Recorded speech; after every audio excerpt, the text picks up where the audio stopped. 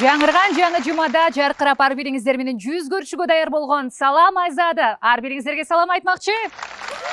Алдыңғы мүнөттөрдө биз менен чогулуңуздар. Албетте кыргыз эстрадасындагы жаңымун өзгөчө арбирибизди суктандырып келет. Бүгүнкү каарманыма жада калса мен дагы үнүнө суктанам. Ким болду экен? Алдыда биргеликте ортоктош болобуз.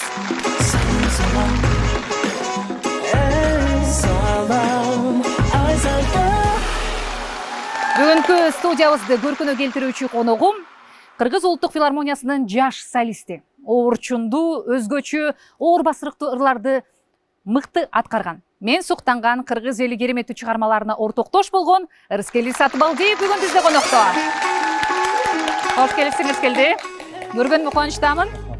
Студияга бүгүн мен ойлойм, элге бир айтылбаган сонун сарабыңды айтып беребиз, Төргө өтүңүз анда өтө.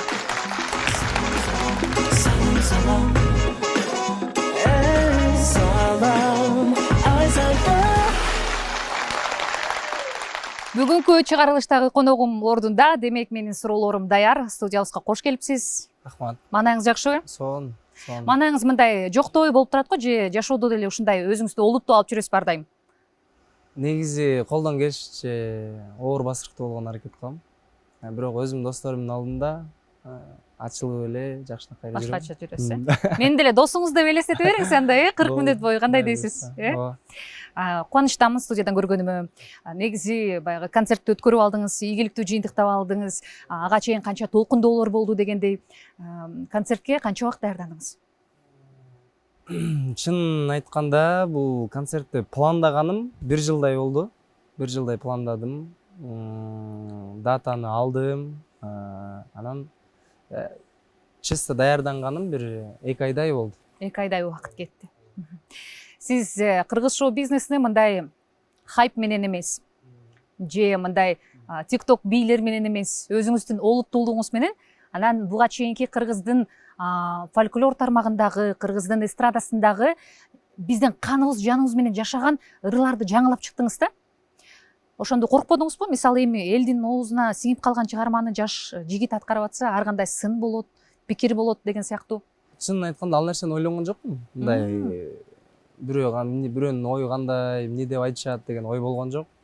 Анан мындай болуп элге сиңип кетет деп да ойлогон болуп турмун. Мага мындай эмне деп коет, приказ деген сыяктуудай эле жумуш ырдаш керек болду, ошол эле болду. Бирок ага чейинки мен өзүмдүн башка чыгарып жүргөн ырларымды, аларды ойлончумун да, эми буга эл кандай реакция кылат дегендейчи. Анан колдон келишинче аракет кылып атабыз.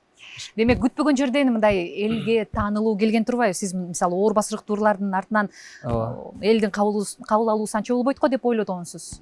Эми мындай эл буга андай деле реакция кылбаса керек деген ой болгон да. Анан бир айтат го, бир Кудай адамга деген бир жакшы бир омат берет, бир 3 омат берет, анын бирөөсү мен үчүн ушул болсо керек деп ойлойм. Эң туура, эң туура. Анан оор басырыктуу ыр деп атпайсызбы? Сиз ушундай жаш курагыңызда Улуттук филармониянын солистисиз. Ал жактын өзүнүн саясаты бар, ал жактын өзүнүн кандайча жетекчилиги бар, шарттары бар дегендей көнүп кетүү кыйын болгон жокпу сизге? Баягыда бир эфирде отуруп мен эми жалап атаммын да десем, мындай күлүп атышканда, эми мен жалап атамын. Биз жакта мындай байке ушундай деп биз ушундай болобуз го. Мындай сылык сыпаа келесиздер, анан ошого мага андай деле сезилген жок. Мисалы интрига, мындай чоң болуп өзүнүн чоң мындай эмне деп коет, мындай чоңдугун салып деген сыяктуудай андай нерселер билинген жок. Кирип жакшынакай байке, эже, агай ушундай болуп. Кучагын жайып эле тосуп алды сизди. Ооба. Жакшы. Көрсө Жалал абадтын жигит экенсиз. Ооба. Жалал абадтын кайсыл жеринде өскөнсүз? Нокен районуна караштуу. Мурун Алма айыл болчу, азыр Шайдан айыл өкмөтү болуп калды. Ошол жакта окугансыз. Ошол жакта окугам, ошол жакта чоңойгом. Анан Мураталы Күрүнкеев атынан музыкалык окуу жайды дагы ошол жакты бүтүрүп, азыркы учурда филармонияда иштейм. Кубанычтабыз. Эми туура эле айттыңыз, жалал абадтыктарга азыр баардык нерсе жарашат дегендей. Филармонияда ырдасак дагы, коркпой, оор басырыктуу ырларды аткарсак дагы ооба. Тамаша, баары там эткени баары тамаша. Анан сизди баягы мен кээде той алып барып калам. Аябай эле таасирдүү, аябай эле мындай чоң кишилердин тойлорунан көрөм да, сиздичи. Ооба. Бул тойлорго чакыруунун сыры эмнеде деп ойлойсуз? Биринчиден филармонияда иштегеним. Экинчиден ырдап аткан ырым чыгармам. Ошол эле мына Каныкей эжекем менен ырдайм, анан өзүм ырдаган ырлар, оор басырыктуу мындай ырдын өзүнүн мааниси болгон үчүн болсо керек деп ойлойм. Мисалы, азыр деле тойлорго барып калганда мисалы болот да ушундай, ушул ырыңды гана ырдап беришиң керек деп айтат да. Башкасын ырдап берейин десең жок дейт да. Именно ошону менде ушундай кишилер келет, ошолор отурганда ушуну ырдап беришиң керек деп айтат да көбүнчө. Анан ошол эң чоң себеби бул ошол ырдын өзүнүн мааниси, маңызы болгон үчүн болсо керек деп ойлойм. Биринчи рейтингде биринчи орунда сизден суранган чыгарма кайсыл? Эң көп суранган эгер Каныкей эжекем менен барып калсам бир жерге, анда Санаторы. Эгер өзүм жүргөн болсом, анда Ару затым Элмирбек Иманалиев агайыбыздын ыры. Анан Чубак Сатаев атабыздын Кең дүйнө деген чыгармасы.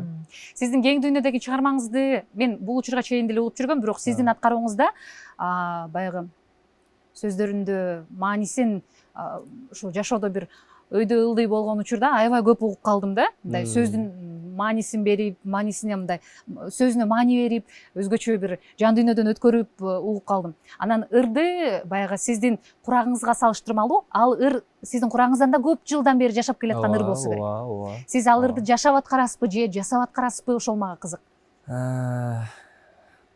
Негизи чынын айтканда мындай эми биз жашпыз да. Биз ал ырды негизи жашап койгон адам ырдаса дагы жарашат да, көбүрөөк жарашат. Анан эми бизге биздин тембрибизге, мисалы менин тембрима ошол ыр бир аз жарашкан үчүн, менин диапазонума туура келген үчүн мындай элге жагымдуу болуп атса керек деп ойлойм. Ошол. Эми бала чагыңызга кетеличи. Ырыскелди кичинекейинде кандай эле же ал учурда деле оорчундуу, оор басырыктуу мындай оюнчуктарды деп мындай ойноп, же ошол учурда эле микрофон кармап мындай оор басырыктуу ырларды ырдап сары ойдун гана деп филармонияны элестетчиңиз беле? Айтор билбейм, ошо бала чак жөнүндө айта кетиңизчи. Бала чагымда аябай шок болгом. Бир мен аны эстей албайм, бирок үйдөгүлөр айтат да постоянно. Дайыма айтат, ушу мен жөнүндө сөз болсо эле ошону айта берет. Анан ушул айылда Нооруз болуп, айылда элдин баары чогулуп отуруп, анан апам жанында жүрөт экенмин. Анан апам жанында жүрүп, анан апам чоң атам ошо чоң кишилер менен отурат экен, жанында отуруп, анан мени алып барып отургузуп коет экен да. Атам карап туруңузчу деп меничи. Анан ошо Нооруз болуп аткан үйдүн артында суу агат экен, чоң суу агат экен. Анан чоң атам алаксып кеткенде мен туруп кетип калат экенмин да. Кетип калып жок болуп кетет экен. Мени издейт экен, сууга түшүп кетти деп, бирөө алып кетип калдыбы деп, айылдын баарын түрө кыдырып издейт экен, таппайт экен да. Анан уже кечинде уже элдин баары, уже айылдын баары издептир да, ызы чуу болуп, анан ушул үй чоң атамдын үйүнүн жанында бир кошунасы бар эле, ал жайлоого мал баккан чыгат, анан иттери толтура экен да. Анан ал жака жөн адам кире албайт. Анан ушу чоң атам үйүнө келип, мен чоң атам жанынан кетип, үйгө келип, чоң атамдын үйүнө кирип, нан алып, курсагым ачкан окшойт да, нан алып, анан ошо кошунамдын үйүнө кирип жатып, кечинде элдин баары ызы чуу болуп аткан да, анан үйгө чоң атамды турап ушу колума артыма алып алып басып ичкенмин да. Анан чоң атамды турап үйгө ушу жай ушу нанды иштеп алып кирип келет экенмин да. Ошону азыр постоянно айта беришет. Анан аябай эле шок болгом. Чынын айтканда аябай шок болгом. Үйдөн чыгып кетип жоголот элем да, постоянно, дайыма жоголот элем. Издешет эле. Издейм сени деген чыгарманы ырдайт экенсиздер, Ырыскелдин таппай.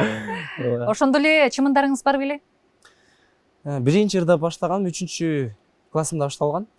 Ошо мектепте окуп жүргөндө, мектептеги ошо окуучулар арасындагы сынактан башталган. Андан кийин ошондон кийин эле башталып кеткен. Эң акыркы конкурс сынагым ушул неме болду. Ысык көл досторун чакырат деген сынак болгон. Ошо эл аралык конкурс болгон. Ал Жалал Абад шаардын атынан келип мен ошо көлдө болгон. Ал жерге Казакстандан, Россиядан, Өзбекстан, анан Кыргызстандын 7 областы катышкан. Сынак демекчи. Эл аралык сынактарга барып Кыргызстандан желбиретип келүү максатыңызда барбы? Бир 2-3 күн мурун ошо Миң Жашар байке Россияга барып келди го жакында эле. Анан ошо киши иним ушул жака барып келбейсиңби деп айтып калды. Негизи бир алдагы болсо бир чоң кыял, даярданып жүрөм. Бирок ал жака барганда ушундай эмне деп коет, ийкемдүү, гибкость ушундай болуш керек да, гибкий болуш керек да. Себеп дегенде ал жерге барганда мындай болот экен да. Орусчалардан 5ти, англисчалардан 5ти берип коет экен, жаттады. Ошолор сага туура келет, ошону ырдайсың. Уже башка вариант жок, ошону жатташ керек болуп калат экен. Ал канча күн? 1 жуманын ичинде. Менде деген ошол нерсе гибкий, мына ийкемдүү болуш үчүн көбүрөөк ыр жатташ керек. Ошого даярданыш керек болуп атат. Анан Кудай буйруса, кичинде мындай тиктокторду тартып, кыймылдап, мындай сахнада бийлеш керек болду. Мындай чисто артист болуш керек болуп атат да, мындай. Азыр эмне, сиз таза кандуу артист эмессизби? Артист дегенде жанагындай болот го, чыгып сахнага чыгып шоу көрсөтүп, бийлеп ичилер мененчи. Ошондой болуш керек болуп атат негизи. Бирок умтулат экенсиз, ошого, мындай болгум келе берет, бирок болбойт атат. Эмне тартат сизди артка? Болгуңуз келип атса? Мындай мага жарашпагандай сезиле берет ушул нерсечи. Билбейм эмнеге андай ошо сахнага чыксам, болду, түз туруп бир аз кыймылдайм, болду, ырдайм. Анан чыгып кетем. Оркестрдин жанында, сахнада, мындай тоорда. Мен биринчи сахнага чыгып, жакында эле ошо мен биринчи оркестр менен ырдап баштаганда оркестрдин алдында биринчи жолу бийлеген ырчы менмин го деп ойлойм. Биринчи. Себеп оркестрга чыкканда туруп ырдайт да. Мен андай болгон эмес да, кыймылдап, ары басып, бери басып, мимикаларыңыз менен, ошол нерсени кылган биринчилерден болсом керек деп ойлойм. Бийлеген. Мындай туура эмес түшүнүп калбасын. Эми жарашыктуу эле өзүңүздүн мимикаңыз баягы сахнада ырга жараша өзгөрүп туруш керек. Ооба. Эң жакшы. Анан концерт жөнүндө айта турган болсок, концерт коюу бул бир эле ыр чыгарма топтоо эмес, бул анын артындагы түйшүк түмөн жумуш, анан акча, финансы, бул маселелер кантип чечилди? Негизи концерт бергенде ырчылар айтат го, акча таппайсың депчи. Чынында ошондой экен. Ар бир нерсе акча, кандай мисалы бирөөгө гүл берем десең ал дагы акча, билет чыгарыш ал да акча, зал акча, оркестр акча, LED экран оформление бар акча. Келген эл ал нерсени түшүнбөйт, билбейт анын немесин. Анан акча тапкан жокмун. Мисалы, концерт өзүн жаап жакшы болду. Демөөрчүлөр болду же колдоочулар болду, ошол жөнүндө сурагым келип турат. Негизи колдон келишинче байкелер, эжелер баары жардам беришти. Иним ушундай концертиң жакшы өткөрүп ал, сен биринчи концертиң, сен шоу кесип концертиң, ушунун артынан жолуң даңгыр болсун дегендей, мындай өзүнүн жакшы бир каалоо тилегин айтып, колунан келгенин беришти. Ага мен терең ыраазычылык билдирем. Эми ким экенин айтпай эле коеюн, бирок колдон келишинче баары жардам беришти. Ушу мен чыгармачылыгымды, мен өзүмдү сыйлаган, мен өзүм жакшы көргөн эже агаларым. Жалал Абадтыктарбы же Кыргызстандыктар деп айтайынчы. Мен Рыскөлдү көргөндө баягы чындыгында эле баягы орчундуу, орбас уруктуу ырларды ырдап жүрсөңүз, сиз менен аябай тамашалашкым келип атат эфирденчи, анткени сизди башка жактан элге ачып бергим келип турат да. Анан Рыскелде эми зымпыйган жигит болду. Анан айтылат го, өзүңүз айттыңыз 3 оомат болот депчи. Кесибиңиздеги оомат келиптир. Кудай буйруса. Жеке жашооңуздагы оомат келип жатабы же келдиби, айтор бизге дагы аябай кызык. Кудайым буйруса, быйыл келип калат болуш керек деп ойлоп күтүп турам. Телефон чалдыбы сизге? Ооба. Мындай болот деп угам го, көп угам да. Эркек ошо аялдан адашпаш керек, кесиптен адашпаш керек депчи. Кесип Кудайга шүгүр эле болсо керек деп ойлойм. Эми колдон келип аткан нерсе болуп аткандан кийин, Кудайдын бири берген белеги болуп атканда эми муну таштап коюш болбойт болуш керек. Анан аял жар тандоо боюнча Кудайым буйрса адашкан жокпуз го деп ойлойм. Болот. Демек, жүрөгүңүздүн нейси бар? Ооба. Сонун. Эксклюзив. Салам Айзада да. Рыскели Сатыбалдиевдин жүрөгүнө атаандашпай эле койгула кыздар дебейм. Жакшы, кубанычтамын. Анткени билесизби, чыгармачыл инсандын, өзгөчө мырзалардын үйүндө баягы жылуу атмосфера, кут орноп туруп алса, чыгармачылыкта жаңы чыгармалар, жаркырап турган Рыскелди жок болуп кетет. Ошон үчүн мен ойлойм, сиз туура жар тандадыңыз го деген үмүттөмүн. Буйрса. Анан азыркы учурда кайсы чыгармалар жазылууда, кандай дагы форматта өзүңүздү көрөйүн деген ойдосуз? Жакында ушул Алтынай Асанбекова эжекем менен буга чейин бир дуэт чыгаргам. Эми дагы бир дуэт чыгарайын деп атам. Анан өзүмдүн автордук чыгармаларым чыгат. Автордук чыгарма. Ал чыгармалардын баары биринчи жолу ошо өзүмдүн жеке концертимде аткарылды. Кудай буйрса, эми элге чыгарабыз. Калгандарын дагы бир 4-5 Оон жаратасыз демек сиз.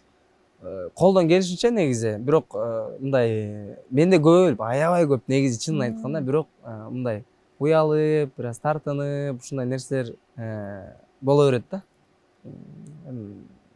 Сын көз караш менен карайт экенсиз. Эл кандай карайт, элге кандай болот деген сыяктуудай боло берет. Анан ушул мен оон издеп, анан ар кимге чалып ушинтип жүргөн убакыт болчу. Анан жанымда дос балам отурат.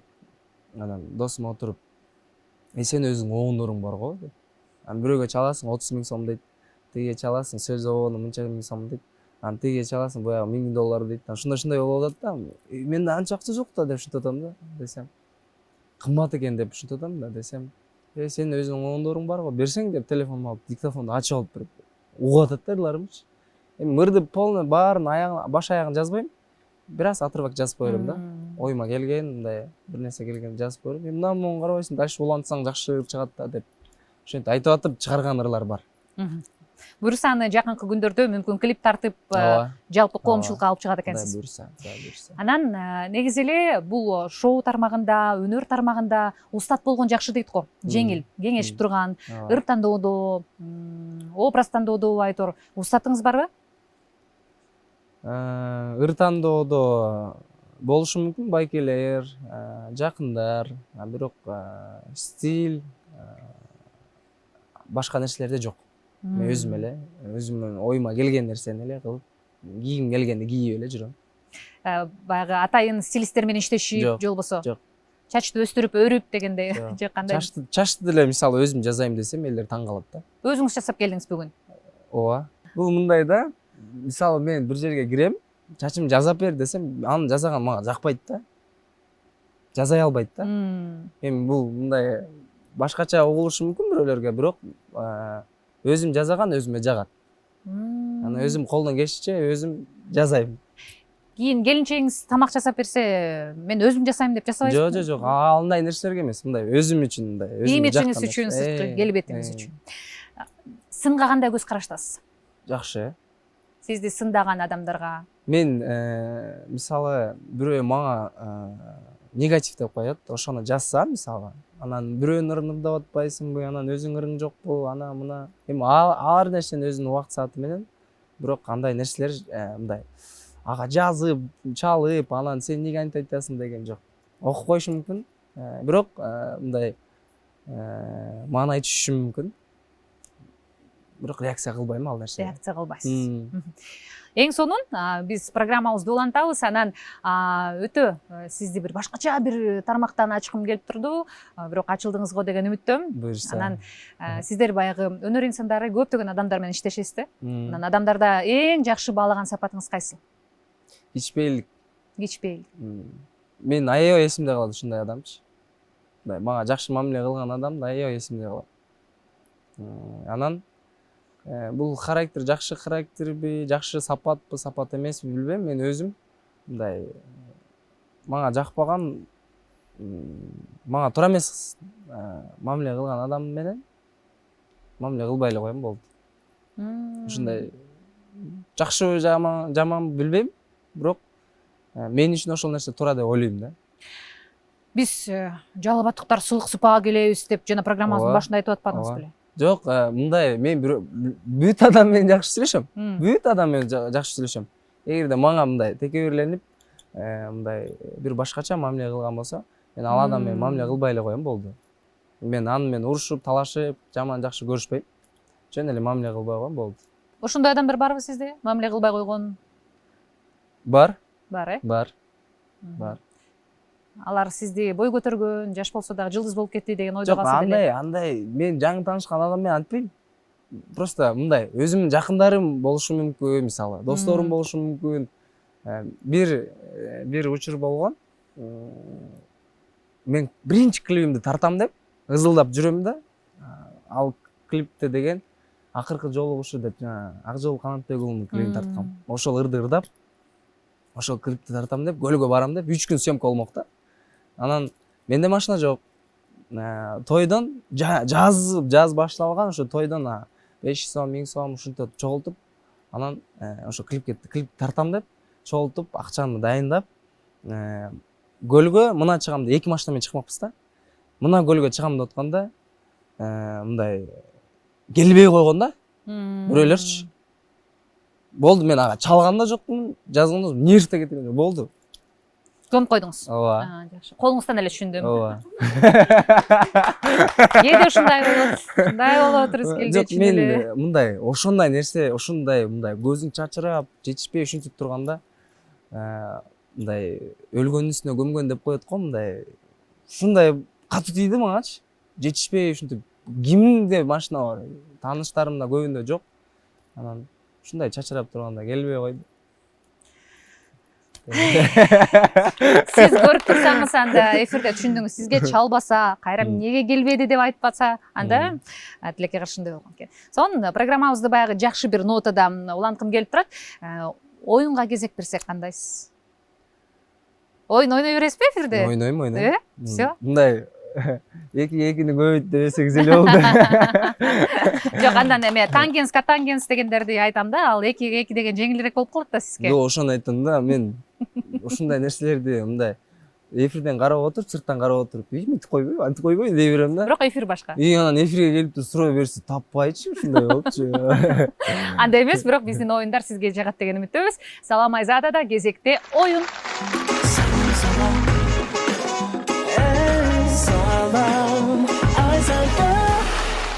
Оюнга кезек берели. Эрскелди. Өтө жеңил эле оюн деп билип турам. Колдон келишинче. Ооба, шартын сизге түшүндүрөйүн. Бир сизге 6-7 макал берем, кыргызча. Ошол макалды мындай күлкүмүштүү кылып, орусчага которуп беришиңиз керек. Эгерде үчөөсү эле күлкүмүштүү болбой калса, мен сизге башка тапшырма берем. Келиштикпи? Келиштик, Орусчадан башка болбой беле? Англисче кылып берейинби анда? Кеттик анда эмесе. Атаң барда эл тааны, атың барда жер тааны. Когда есть папа. Когда есть папа.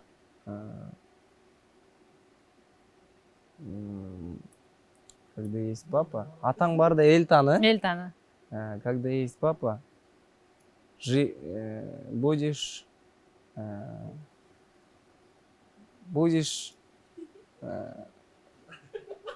на вершине, да? Да, на вершине будешь. Ага.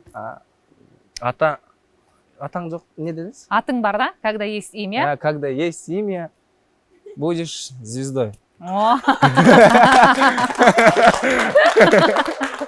Так, кийинкиси. Эжесин көрүп сиңдесет. Эжесин көрүп сиңдесет. Ага. Эжесин көрүп сиңдесет. Сестренка, когда видит сестру, да? Сестренка, когда видит сестру. Да. Ага, да. Будет как сестру, да? Как сестру. Сестренка, когда видит сестру, будет как сестру.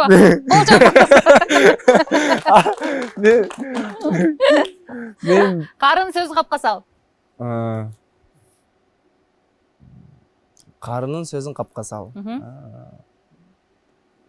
Слова дедушку надо всегда слушать все. Браво. Аябай мында акылдуу менен айтып өткөнсүң. Туган жерде опура калдың. Родина всегда на первом месте.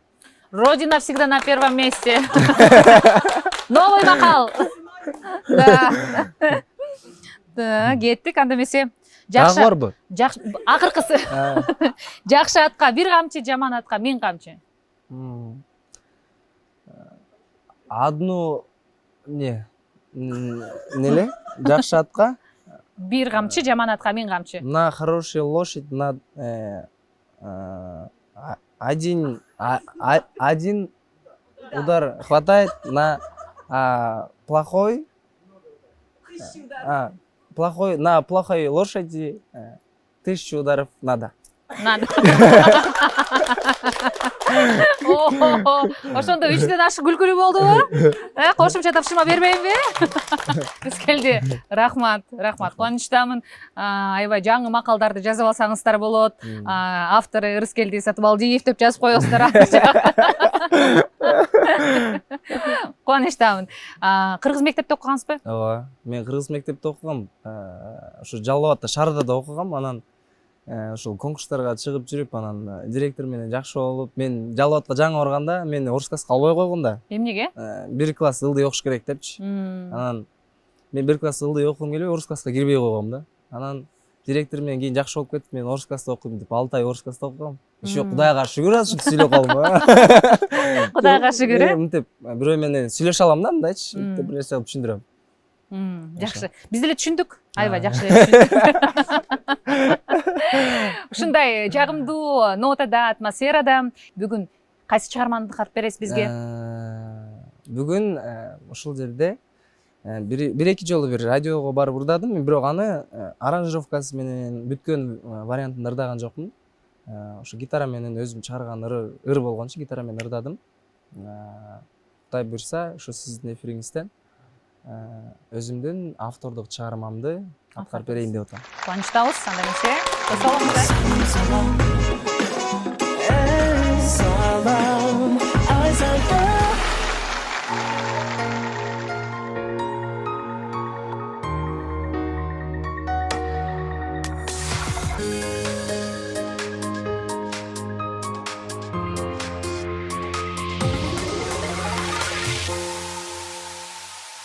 Bizi көбүз кездешкен жер күндө кечинде сырымды угап айтып бергенмен чечилей ошол орун ошол күндөр барбы эсиңде унуттуңбу бүлүк салып сезимге сенсиз тосуп тамды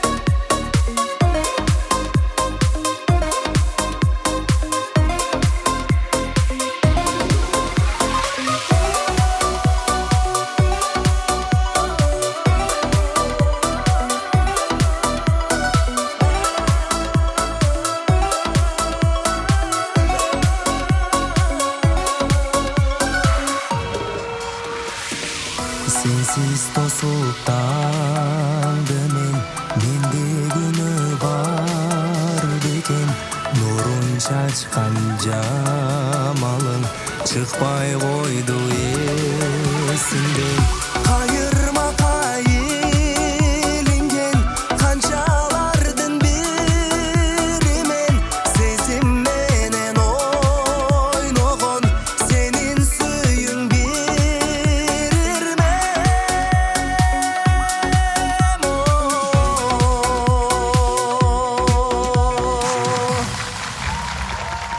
Браво, браво, браво. Автордук чыгармаңыз өзгөчө экен, чындыгында. Баары бир бул чыгармаңызда дагы оор басырыктуулук көрүнүп турат. Чыгармачылык ийгиликтерди каалайбыз. Ал эми биздин программабыздын өнөктөшү болгон мына ушул эң мыкты суусундук Флавистен сизге үйүңүзгө барып, үйүңүздөгүлөрдү өзгөчө кубантып коюңуз. Арттагы корзинанын баардыгы сизге. Рахмат, чоң рахмат. Рыскелде сизге чоң рахмат. Биздин белектерибиз сизге пайдалуу болсун. Сизден Рахмат. кыргыз элине каалоо тилектер. Биринчиден Канат байке сизге рахмат, жана сизге рахмат. Бул да болсо адамда мындай болот го. Бир нерсени көрүп туруп, аябай бир мындай кыялданбаса дагы ушул жерге барсам дегенчи. Биринчи чыкканда ушул жерге барыш керек экен деп койгом го. Сиздерге рахмат, кыргыз элиме тынчтык каалайм. Рахмат. Ийгилик, кыялыңыз орундалыптыр. Демек, Буюрса. мындан аркы дагы чоң максаттарыңыздын Буюрса. орундалышына биз тилектешпиз. Ардактуу көрөрманым, салам айзада, көрүшкөнчө аман туруңуздар.